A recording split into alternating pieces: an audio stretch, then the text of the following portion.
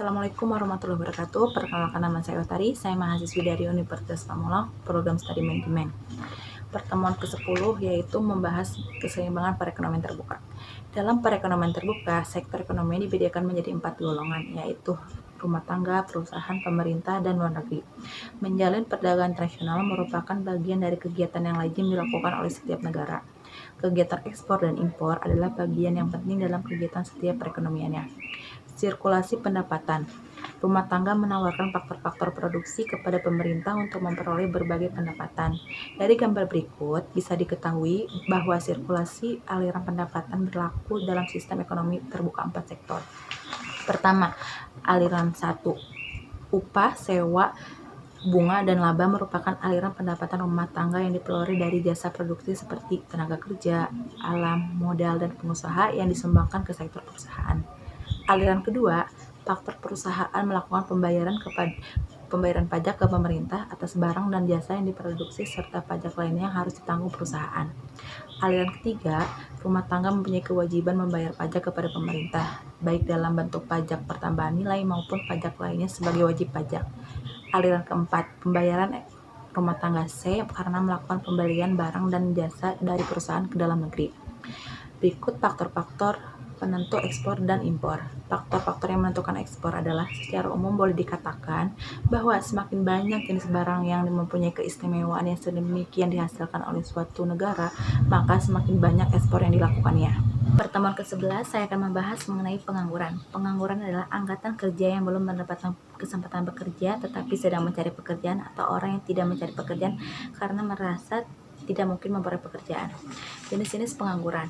Pengangguran normal atau friksional adalah pengangguran sebanyak 2 atau 3%. Para penganggur ini tidak ada pekerjaan bukan berarti tidak mendapat pekerjaan, melainkan mereka sedang mencari pekerjaan yang lebih baik lagi. Pengangguran siklikal adalah pengangguran yang terjadi karena siklus perekonomian yang naik turun sebagai gelombang konjuktur perekonomian. Pengangguran struktural adalah pengangguran yang terjadi karena adanya masalah dalam struktur ekonomi. Pengangguran teknologi adalah pengangguran yang disebabkan oleh adanya perkembangan teknologi yang menyebabkan tenaga manusia digantikan oleh tenaga mesin. Dampak-dampak pengangguran yaitu berkurangnya pendapatan masyarakat sehingga mengurangi tingkat kemakmuran, menimbulkan masalah ekonomi dan sosial, kekacauan politik dan sosial.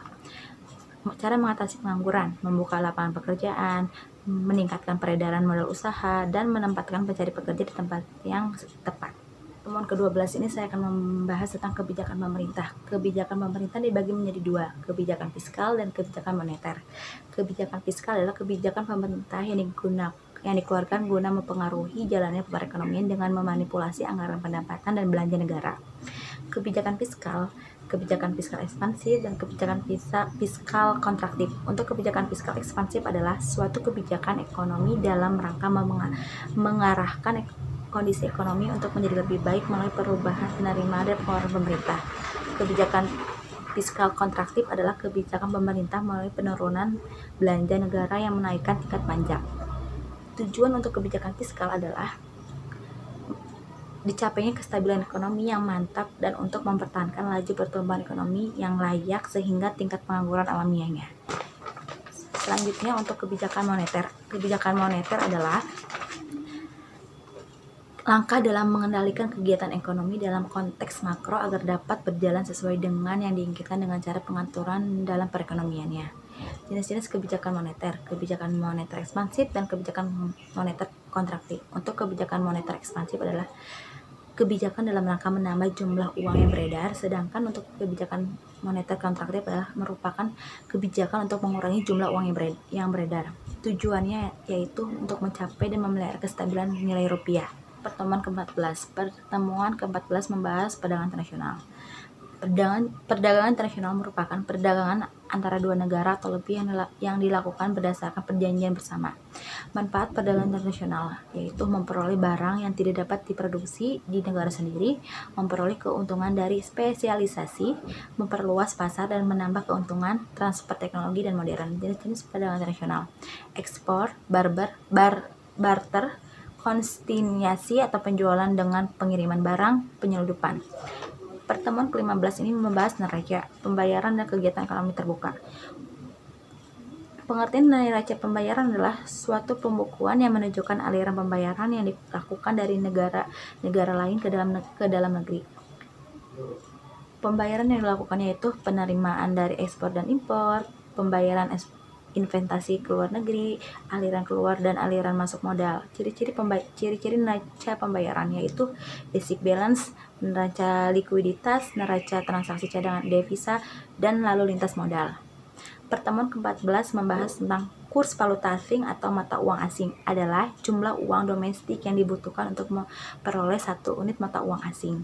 Faktor-faktor yang mempengaruhi kurs yaitu inflasi, permintaan dan penawaran devisa, dan sentimen pasar. Untuk faktor-faktor yang mempengaruhi nilai mata uang yaitu kebijakan pemerintah, inflasi, perbedaan tingkat suku bunga, aktivasi neraca pembayaran, dan tingkat pendapatan relatif. Untuk pertemuan ke-14 membahas pertumbuhan dan pembangunan ekonomi. Faktor-faktor yang menentukan pertumbuhan ekonomi yaitu sumber daya alam, sumber daya manusia, modal dan teknologi, dan sistem sosial. Teori pertumbuhan ekonomi. Teori klasik adalah pertumbuhan yang didasarkan oleh sedikit atau banyaknya penduduk di daerah tersebut. Teori Schumpeter adalah peningkatan output masyarakat yang disebabkan oleh banyaknya jumlah faktor produksi. Teori Harrod-Domar, pengaruh baik antara kebijakan investasi terhadap proses pertumbuhan ekonomi suatu negara. Teori neoklasik adalah pertumbuhan tertua sejak abad ke-18 adalah sistem yang terdiri dari dua unsur utama yaitu pertumbuhan penduduk dan pertumbuhan output. Pertemuan yang terakhir membahas mengenai perkembangan ekonomi global. Pengertian ekonomi dunia. Ekonomi global juga dapat dipandang sebagai ekonomi masyarakat global dan ekonomi nasional, yaitu ekonomi masyarakat setempat sehingga menciptakan satu ekonomi global. Ekonomi dunia tidak terpisahkan dari geografis dan ekologi bumi sehingga terdapat kesalahan penyebutan istilah karena ekonomi dunia seharusnya tidak mencakup pertimbangan sumber daya atau nilai apapun di luar bumi. Nilai pasar dalam mata uang lokal biasanya diterjemahkan menjadi satu kesatuan moneter tunggal menggunakan ide kemampuan berbelanja. Ini adalah metode yang dipakai untuk menghitung aktivitas ekonomi dunia dalam mata uang dolar Amerika Serikat dan euro asli. Pertumbuhan ekonomi dunia. Ekonomi Amerika Serikat pada triwulan 1 2018 tumbuh 2,3%. Pertumbuhan ini didorong oleh investasi yang tumbuh 7,3%, konsumsi rumah tangga yang didukung oleh konsumsi untuk jasa yang tumbuh 2,1%. Tingkat pengangguran dunia. Secara umum, tingkat pengangguran beberapa negara tidak terlalu berbeda dengan kondisi pada triwulan keempat tahun 2017. Namun, tingkat pengangguran di Brazil dan Singapura mengalami peningkatan pada triwulan ke-1 tahun 2018 masing-masing 13,1% dan 2,1%. Pengangguran di Brazil meningkat pada triwulan ke-1 tahun 2018 sebagai dampak musiman untuk para pekerja informal yang memiliki kontrak sementara di mana pada awal tahun kontrak ini berakhir dan perpanjangan kontrak pekerja dilakukan. Nah, berikut penjelasan dari pertemuan 1 sampai pertemuan ke-18. Semoga dapat dimengerti dan terima kasih.